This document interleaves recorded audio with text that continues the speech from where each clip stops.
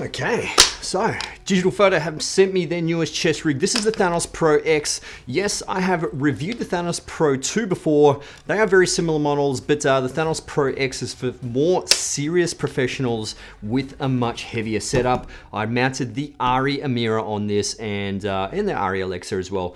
And this, it came in absolutely clutch.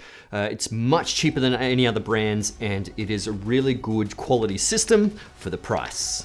What's going on, my friends? I hope you're all doing well. My name is Jason, and if you're new to my channel, consider subscribing. This one is for the professionals, and because, you know, this is a pretty professional rig, so if you do want to stick by, definitely, by all means, stick by. But subscribe to my channel if you haven't already. What is the big difference between these two rigs? It was pretty much the design and payload. Now, the Thanos Pro 2 can take a total of 23 pounds, whereas this bad boy takes 40 pounds. It's a whopping payload. You can see it's very, very used. It's very scuffed up because I absolutely, I absolutely was abusing this on set, but it came in absolutely clutch. It was so good. So using this like a steady cam is not the only way to use it. Obviously, you can see here, this is pretty much the setup like you would have, very similar to the ARRI Trinity.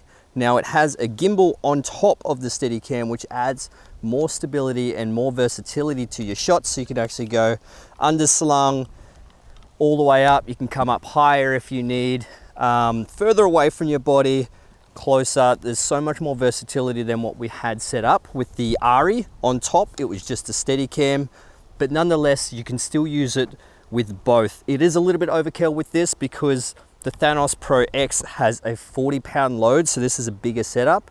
I don't recommend you get this if you're just going to be doing this. I recommend you get the Thanos Pro 2, which is a lighter setup. It's cheaper, and it's pretty much similar when it comes to the whole setup. It's obviously designed differently because this has a different load. This is for big cinema cameras like maybe the FX9, the ARRI Amira. We're talking like just bigger cinema cameras. You know, this thing is an absolute beast, and it weighs an absolute ton. This is super awkward wearing it all the time, and man, I was getting absolutely wrecked wearing this on set. But luckily I had the Thanos Pro X to use for my recent production. It was super handy, and it's just better than handheld at times. Now I use the other one a lot with my Crane 3S and the FX6 as well, which I've created like that budgets ARRI Trinity sort of version video. You can check that in the link in the description below, or, you know, up there. But yeah, the Thanos Pro X has many different design features that the Pro 2 just doesn't have. But let's start with this big bad boy. This is the chest rig. It has way more padding at the top and around the waist section. It is a little bit designed for bigger people. Like, I'm not a small person. I'm a pretty big person. But if you are quite thin or skinny, you'll find this pretty awkward to sort of strap into. Now, one of the things that it does come out of the box is that it forces you to use your left hand. So you can see here, I'm controlling everything with my right hand mainly, which feels a lot more comfortable for me. I've seen a lot of people, they'll stay with the left hand side. So all you need to do is just undo that, pull the tab, slide it down, spin it across. So it is actually easy. You can see here, I'm doing it with my one hand, and then you've got it directly on the other side now. Essentially, it's like this. It comes straight out of the box, mounted on the right-hand side, which forces you to use your left hand and right hand on here. For me, it does not feel natural for me. I don't know. I don't know if they're setting it up wrong. I don't know if I'm setting it wrong, but it feels more natural with swapping it to the other side and using my right arm to do most of the movement. Now, one of the positive points that I did have on set is I had a first AC and a second AC. So the second AC, mainly the grip. The grip helped me put this on, buckled me in because there's a buckle at the back, which holds it all together and passed me the camera. First AC and second AC didn't really do too much when it comes to that. It was mainly my grip. But yeah, it was super handy. So if you are by yourself, it can become a little bit awkward because, you know, you've got this full massive rig on you getting the cameras up onto you can be a little awkward, but like I said, if you are utilizing this thing, you've probably got a heavy setup and you most likely got a first AC at least, which they can help you. If you do have a grip, perfect, because they are the person to get on to set with you helping set this thing up. Now, in terms of this thing right here, this here is a little bit different to the Thanos Pro 2. So it has like this little pin system that you flick into the side, lock that pin in, and it's pretty much basic, away you go. Tightening up the arm as well is very easy. Comes with a little red tightening tool.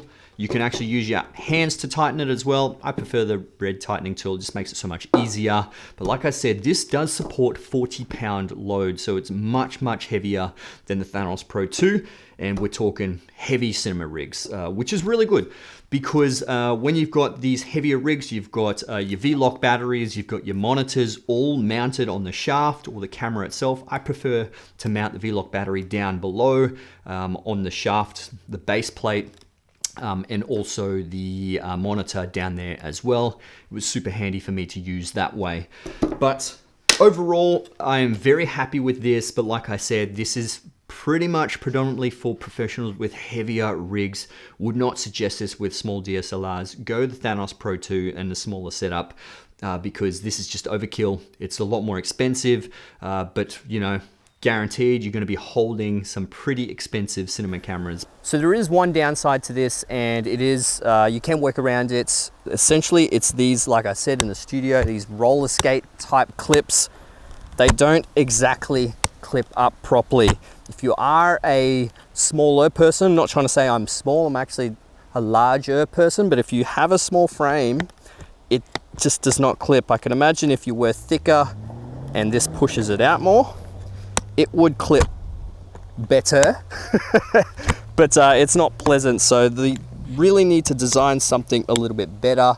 My workaround is leave them unclipped and just tighten the hell out of it without clipping them over essentially. And that's the only way you can work around that. They can just redesign these right here because you can take these off with the Phillips head screw. I don't know what they're going to do. Stronger steel, different clips, I don't know, but that's up to them to decide. But yeah, that's probably the only downside pretty much about this style of chest rig. Yes, there's one thing you do want to do as well is that at this point, where is the, wait one sec. Yeah, so this right here, it attaches with one quarter 20 screw or a 3/8 mount as well. So it really depends on which one you actually use. Most cinema cameras have the 3/8. So I do suggest you want to get a magic arm attaching it from the body here to the base plate, because you want sort of two points of contact. You don't want your heavy cinema camera to be mounted just on one little point right here. It does feel a little bit dodgy to have just one point. I do wish they designed this with a couple of points, but nonetheless, use a magic arm, attach it to the shaft, and then onto the base plate, something like that. Also, one thing I did notice that we were having bottoming out issues with the base plate right here. So if they did give you a bit of a cheese plate or a riser to put on here as well, that would be super handy.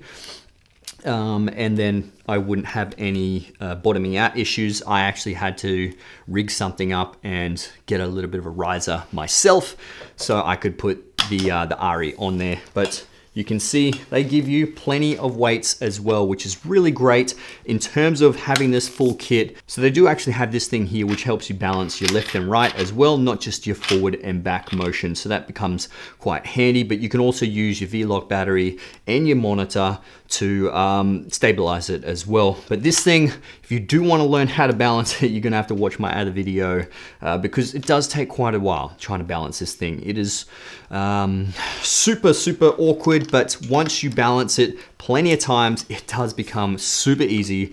Like at the end, Well, I did it with the Thanos Pro 2, so I was actually quite fast at that. When it came to this one, at the end, it was just super fast in balancing it. So you just need to learn how your setup works, and then I suppose adjust it to your workflow as well. But yeah, guys, that is this video. If you want to see a little bit more detail, if you want to ask any questions, comment below. I'd love to help you guys out.